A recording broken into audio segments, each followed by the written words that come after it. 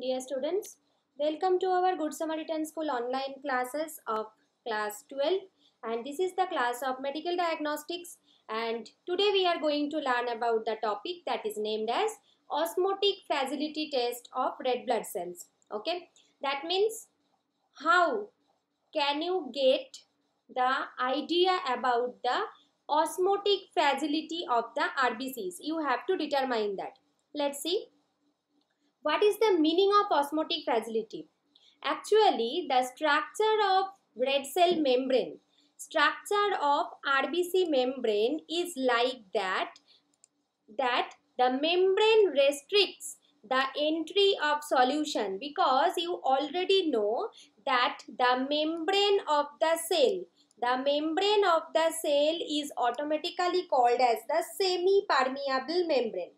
So, and you know that the semi-permeable membrane is usually determine the osmosis process. Okay, so the semi-permeable membrane of the RBC, it will restrict the entry of solution but allows the water to pass through it. So if the red cells will be placed in the hypotonic solution, then what will happen? From the solution, the water will pass into the cell. Okay, this is the RBC, and suppose this is the three kinds of solution. You just think. One will be isotonic solution. Another solution, it can be the hypotonic solution. This is the hypotonic solution, and another solution, maybe it is the hypertonic solution. Okay, where you have kept the RBC. This is hyper. Now, what will happen to in three kinds of RBCs?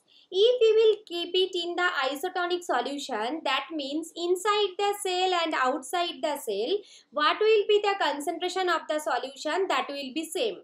So, through the semi-permeable membrane, there will not be no movement of water. Here, there will be no movement of water. There is no movement of water because the concentration inside the RBC and the concentration outside the RBC both are same. Now, what will happen if we will keep it in the hypotonic solution? Then what will happen? The water will enter from the solution to the RBC. That means the water will be entered. Water will get into the cell. Okay, and what will happen to the hypertonic? The water will come from the cell to the solution. Okay, so that means the water will go out.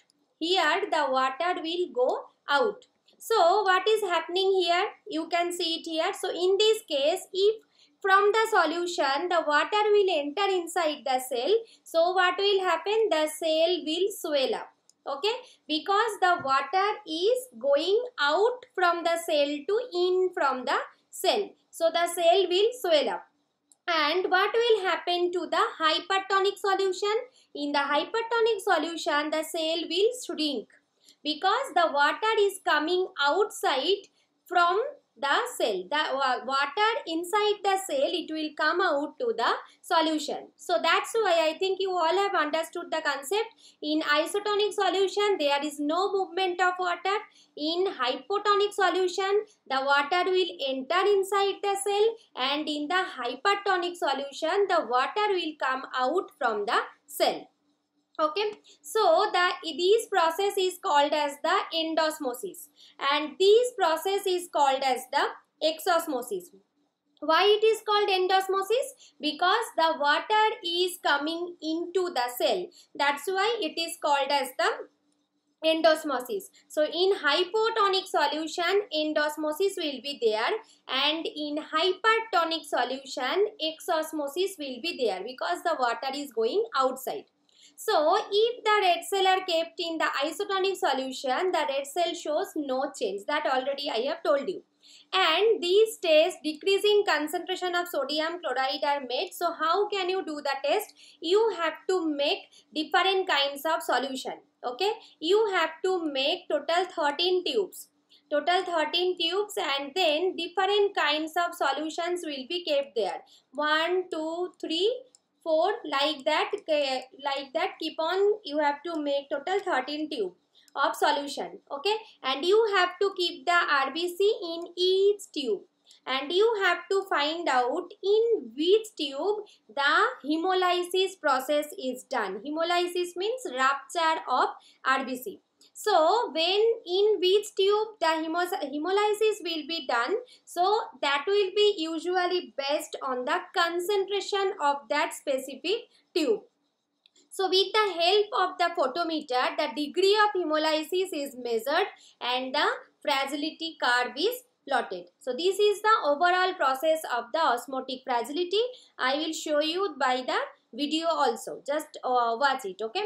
Now the next one, if the osmotic fragility will be increased, so which kind of condition it can be? It is called as the hereditary spherocytosis, and the decreased osmotic fragility can be seen in iron deficiency and the thalassemia. Iron deficiency, anemia and the thalassemia.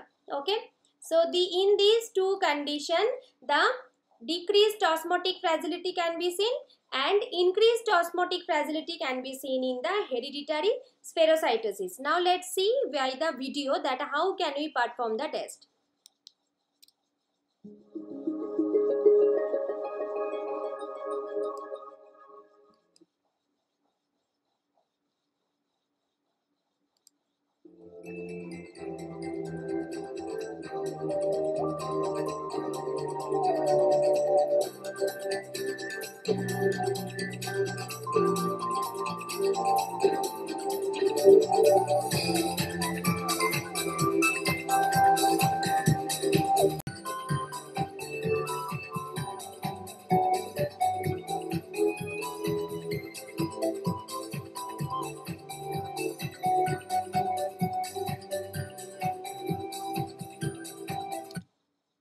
Here you can see that when you are preparing these test tubes, so how can you prepare that?